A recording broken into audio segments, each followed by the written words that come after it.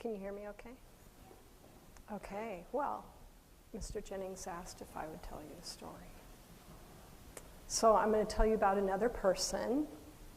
And has anyone here heard of George Muller? Yes. Okay.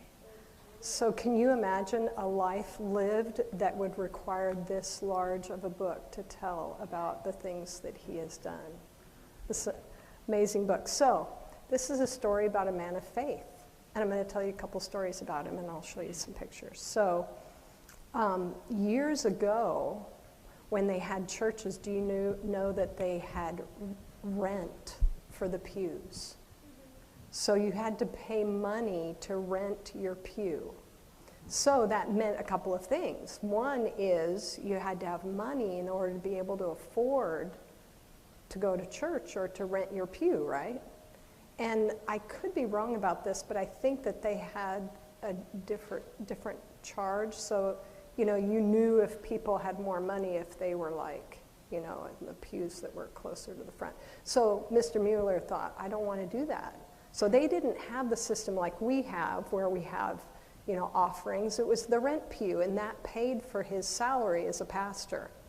So he told his wife, this was a big risk because they could not have money coming in, right, for them to buy food and that kind of thing. So he decided that he was going to do away with the pew rent. So he decided, well, I'm going to take a box and I'm going to mount it at the back of the church, like on the wall, and I'm just going to have it there so if somebody wants to give money, they can. So he went there, and I think he put the deacon in charge of it. So he went there. First, he didn't hear from the deacon. So that meant that no money had come in.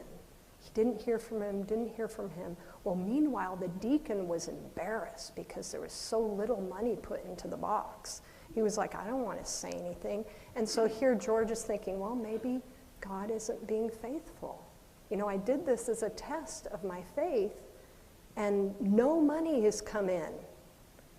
And so finally the deacon's talking to his wife, and she's saying, you need to give him the money. It doesn't matter how little it is. You need to give it to him. So finally the deacon went and gave the money, and he lived like that for some time, just on whatever God. He didn't solicit funds. He didn't go out and tell people, I have a need here.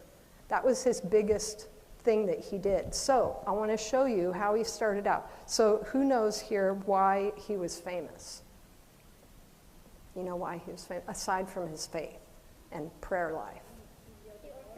He built orphanages. So here was one of the first orphanages. He didn't build this one. This was how he started out. And it kind of looks big, but some of these are other people's dwellings. So this was how he started out, okay? So then, and he prayed for orphans in Great Britain during that time period. There were a lot of orphans. And if you didn't have any place to go, you went to the poorhouse, which was actually worse than being on the street, if you can imagine. It was a terrible place, lots of disease. So then he built, this was house number 1. Look at how much larger that is. And this was all on faith. He didn't tell people, I have needs. People knew that he had needs. But he touched so many children's lives. I want to show you a picture of some of the children. This is here's George Muller later in his life. He lived into his 90s. Here's a picture of him. And here are some of the children that he helped. Look at this. This is 1,500 boys and girls. Can you see how far back? Those, all the way back there. This picture apparently was taken just for this book. And that's just some of the children that he helped. So then I believe he later built an orphanage that was called Ashley Downs. And these are some of the buildings that comprised Ashley Downs. So you think about it. Here was a man who started out as a pastor with just a few coins in a box and saying, Lord, I'm going to trust you. I'm going to trust you to provide for me.